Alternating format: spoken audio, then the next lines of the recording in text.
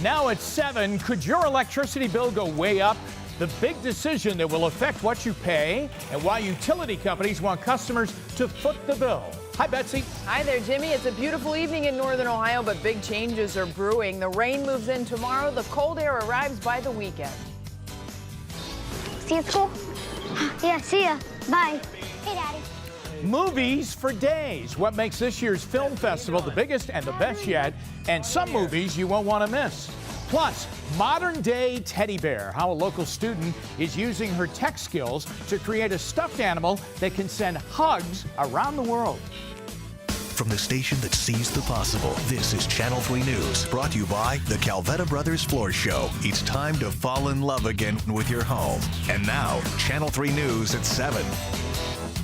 Good evening, everyone. Our top stories tonight include Donald Trump stepping into fresh controversy about abortion, a SWAT team shutting down a highway, and NBC remaking a classic movie. Chris Ty breaks it all down for us in 77 seconds at 7. The Republican candidates have all pulled back from promises to support the party's nominee, whomever it is. And that was the big political story today until Donald Trump called for making abortion illegal and punishing the mother. Do you believe in punishment for abortion? Yes or no, as a principle? The answer is that there has to be some form of punishment. For the woman? Yeah, there has to be some form. 10 cents, 10 years. I don't know. That I don't know. That why I don't not? know. I don't know. The man who died yesterday in that Menor Trench collapse along Heisley Road here has been identified as 28-year-old Alexander Marcotti. Grief counselors being made available for his co-workers at Aqua, Ohio, the company that was working on excavating a trench for a new water line. A midday travel nightmare down near Medina. It was a SWAT situation on I-76 that had a chunk of highway closed for about an hour today. East and westbound lanes both impacted. This is near Seville. It's back open tonight. You can't handle the truth. And the truth is, NBC has decided to produce a live version of the famed Tom Cruise, Jack Nicholson movie, A Few Good Men. It's going to air here on Channel 3 and NBC next year. No casting decisions made yet. Aaron Sorkin will write the edited-for-TV version.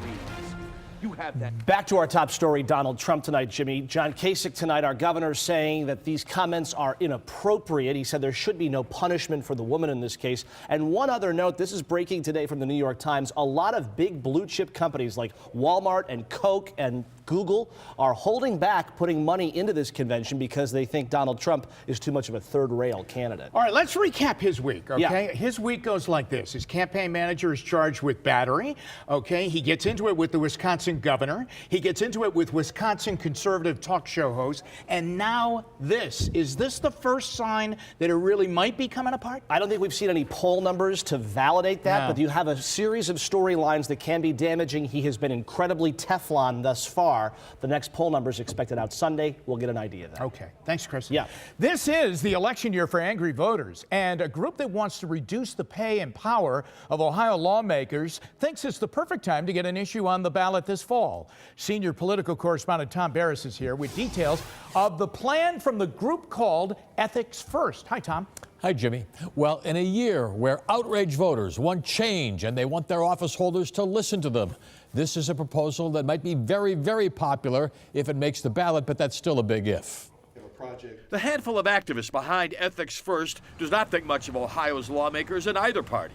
They are remote, they are arrogant, they are self-absorbed, and some of the turmoil that we're seeing in 2016 is a result of that. Being state representative or senator is supposedly part-time. Many lawmakers have other jobs and incomes.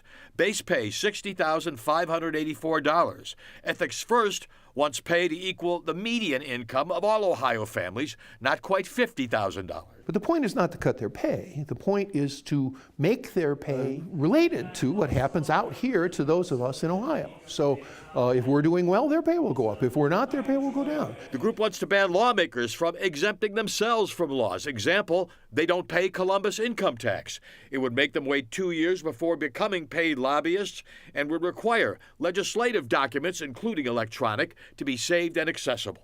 If a legislator wanted to erase his email because there was something embarrassing in there, there's no prohibition from doing that. Right. Ethics First's proposed language has been okayed, and in a year with angry voters behind Donald Trump and Bernie Sanders, the group claims its polls show the overwhelming majority of Ohioans say right on, and if this gets on the ballot, it'll pass. But Secretary of State John Huston wants to make this 3 issues, not one. That'd be triple the work and signatures to make the ballot. Ethics First asking Ohio Supreme Court to see things its way. Now, I talked with a couple lawmakers who said basically they don't do this for the paycheck, and most people have no idea how much time and extra expense, including having a place in Columbus to stay, that the job takes.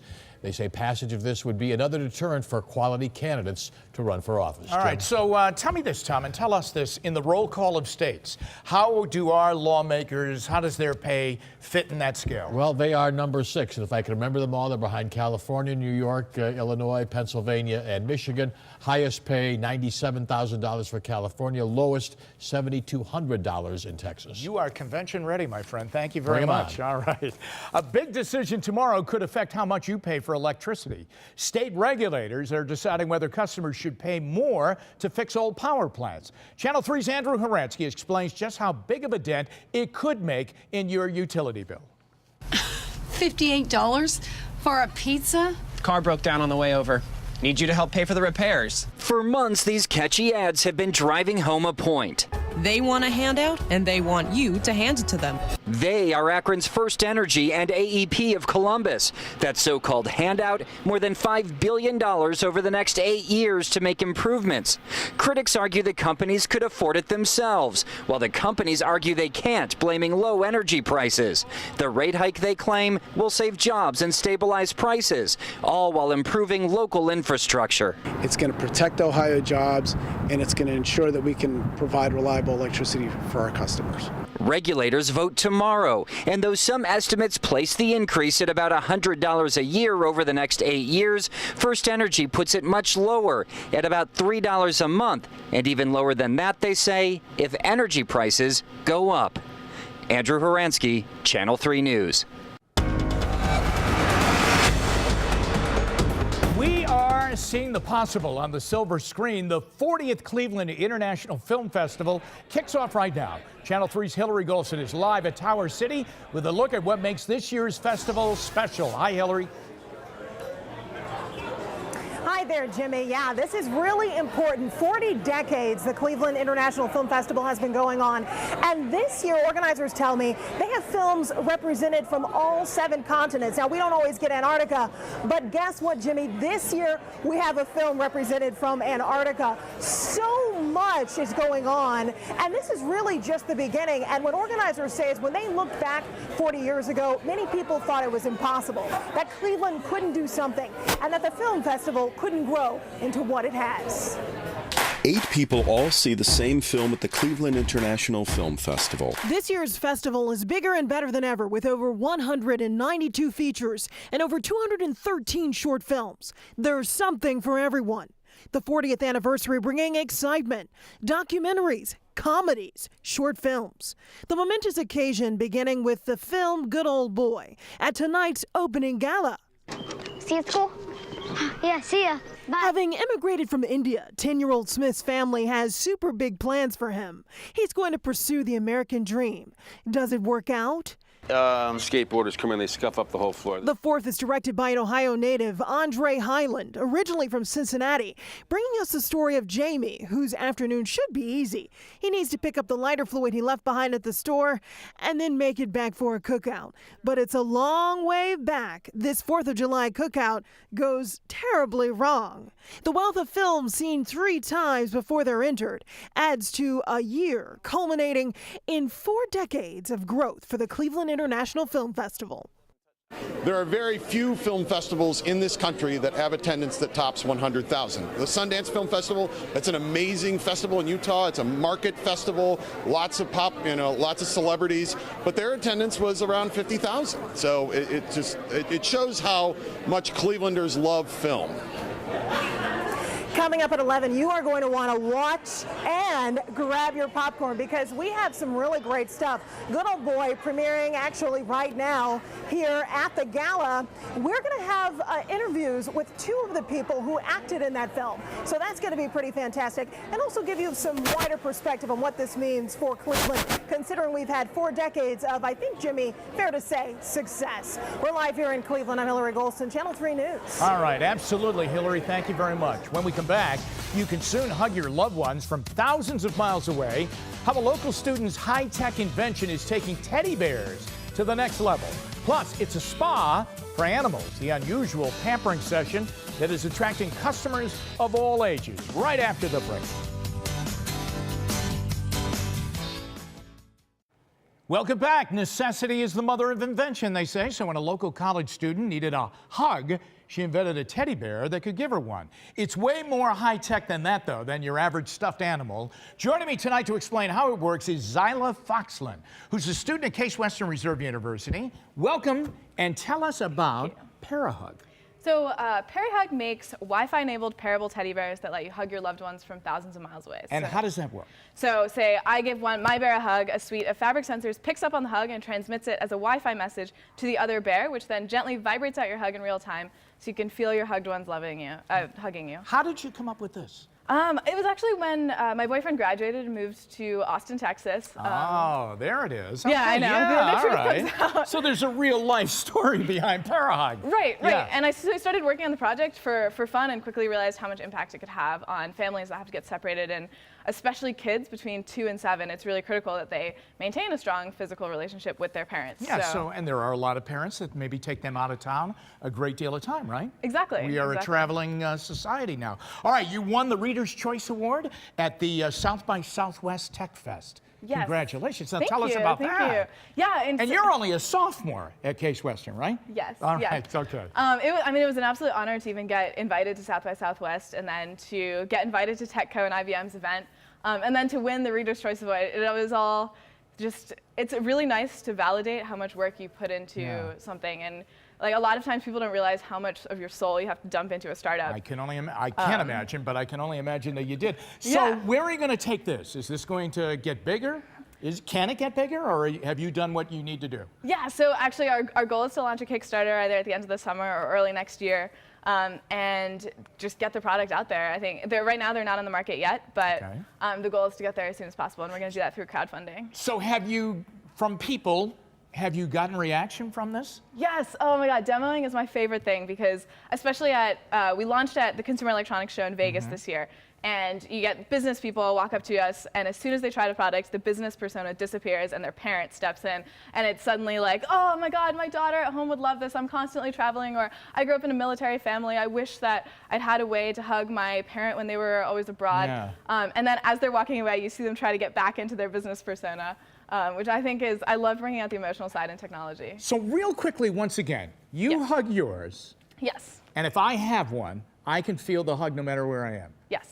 Unbelievable. That is tremendous. Now, how do you juggle all of this? You're a sophomore in college, and this is pretty heady stuff, and yet you're trying to graduate and everything. How does that get done? It doesn't. Well, you really have to learn how to balance your time and prioritize something else every week. So, during midterms, obviously, school has to come first, but when I have to miss a week of school to be at an event like South by Southwest or CES, you kind of have to realize how you're going to make up that time. Well, thanks for coming in and explaining. Yeah, Congratulations. absolutely. Thank you so much. Good luck with finals. Thank you. Are those I will coming need up? it. Huh? Yes. Okay, yes. all right. Zyla, thanks for coming in. Thank you. Still to come, a daughter to the rescue. The heroic moves by a 7-year-old that saved her dad's life.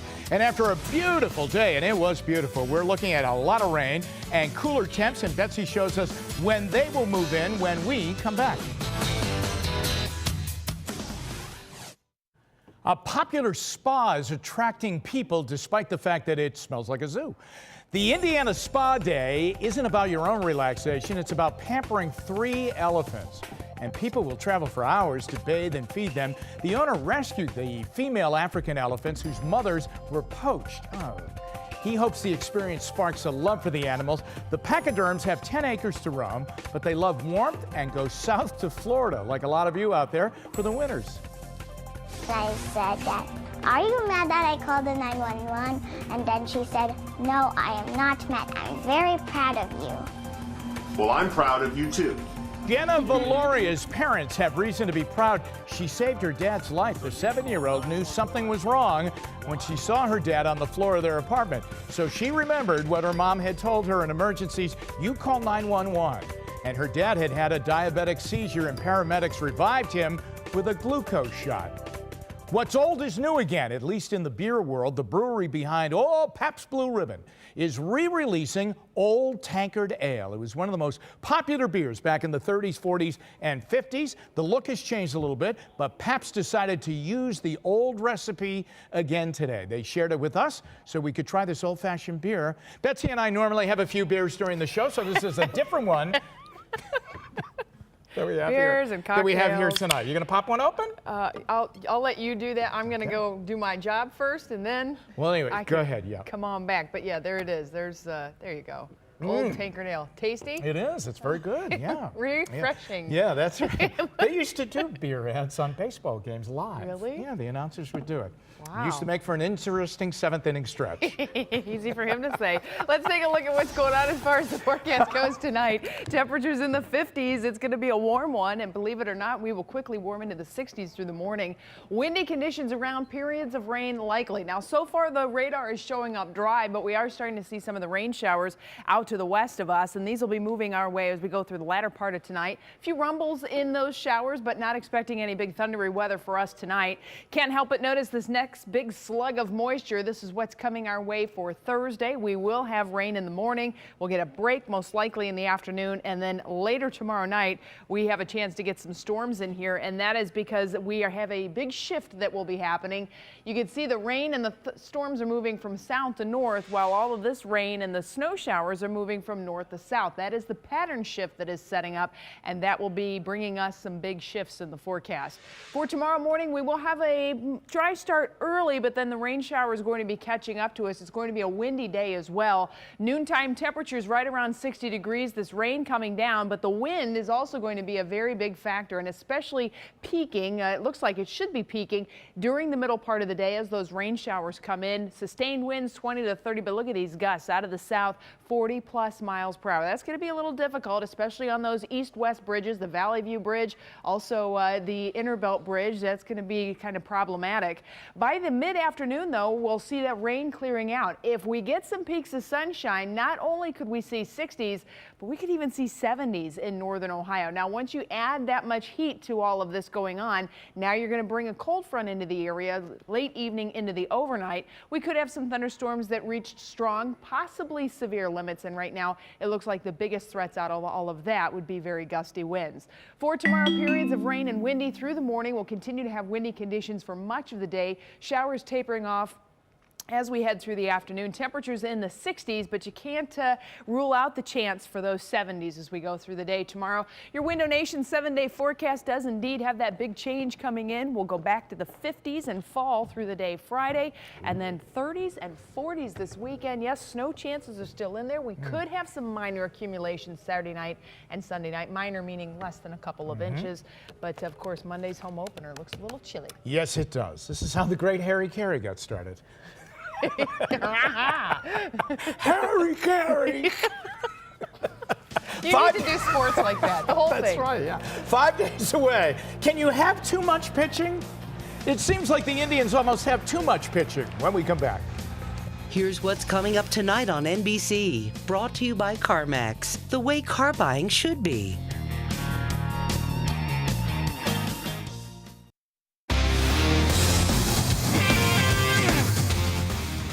The Indians are 5 days away from opening day when they take on the Red Sox over at Progressive Field. The starting rotation has been set, and there was a surprise when it was set. The starting rotation, numbers 1 through 5.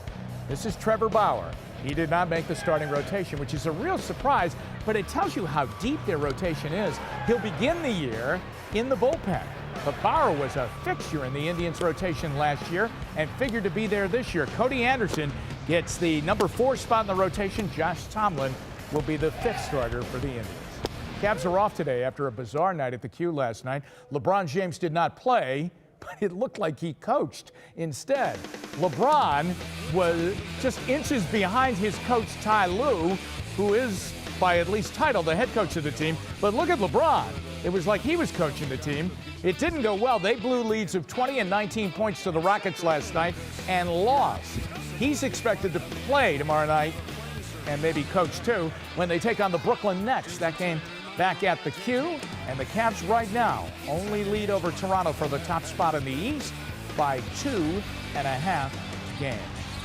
Browns news for you. Josh McCown is on the trading block. I really like Josh McCown, and if that's what they, if that's the best thing for McCown, I hope he lands in a good spot for himself. Denver is interested in him. The New York Jets are interested in him, and the 49ers. And so maybe by the end of the week, he is leaving Cleveland because RG3 is here. Anyway, that's it. For all of us, time to sit back and kick back and have a couple of old tankards.